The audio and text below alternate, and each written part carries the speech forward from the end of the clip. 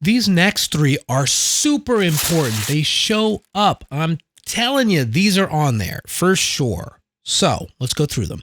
Number one, anti-discrimination, redlining. The discriminatory practice of denying loans or insurance coverage or providing them on discriminatory terms to residents of certain neighborhoods. Definitely on examinations. So redlining is not making a loan or an insurance program available to consumers based on certain protected class status. And that's prohibited, right? And redlining is absolutely something that you see on real estate examinations. You definitely want to know the definition. It's on there. Blockbusting is the next one, also known as panic selling. So sometimes on exams, test writers will call it or refer to it as panic selling.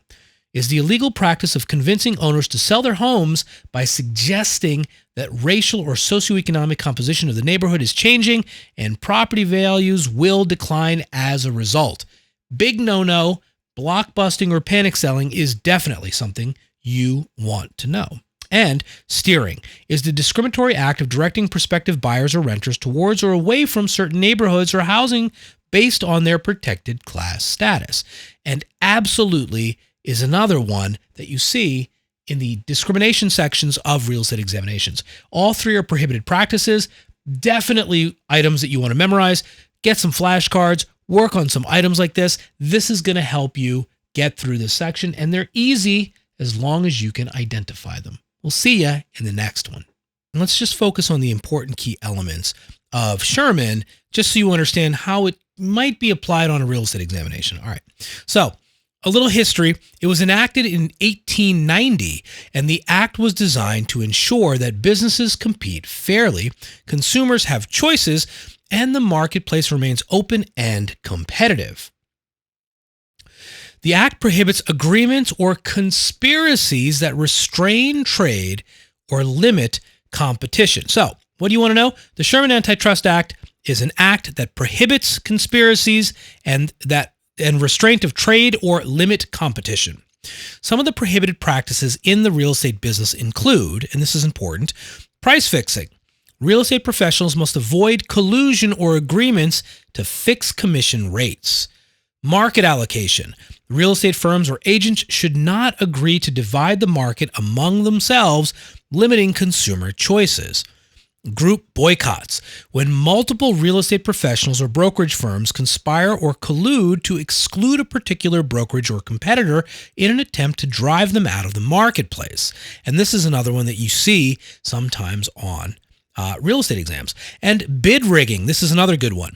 In real estate auctions or competitive bidding situations, any collusion among the bidders to manipulate the process is illegal. It is in violation of the Sherman Antitrust Act. Now, the Sherman Act is the federal law, and then each state has their own antitrust laws that are modeled after Sherman, either more substantially comprehensive or on same par with the Sherman Antitrust Act. Okay, let's talk compliance in real estate advertising and marketing. And what I want to do here is I want to go through a couple of things like the CAN-SPAM Act and the Telephone Consumer Protection Act.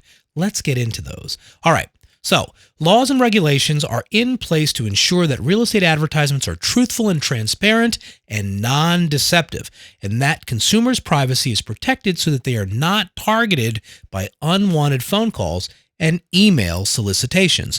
And the two pieces of legislation that you typically see on these exams are, number one, the CAN-SPAM Act, which addresses commercial email messages. The operative phrase here is commercial emails, and sets rules for sending marketing emails, including requirements, and this is the key, to opting out, usually in the form of an unsubscribe link, accurate sender information, and subject line accuracy. And then we have the Telephone Consumer Protection Act, or the TCPA. This is a federal law that regulates telemarketing calls, including all text messages. And it requires businesses to obtain consent before sending certain types of text messages or using automated calling systems for marketing purposes. Compliance in real estate advertising is essential, and you want to know these two laws before you take your exam. We'll see you in the next one.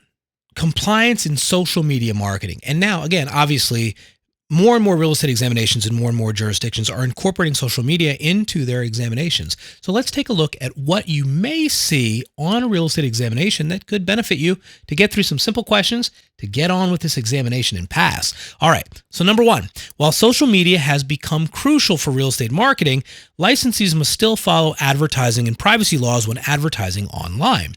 Advertisements for real estate listings and services provided as a real estate broker are subject to these laws and regulations.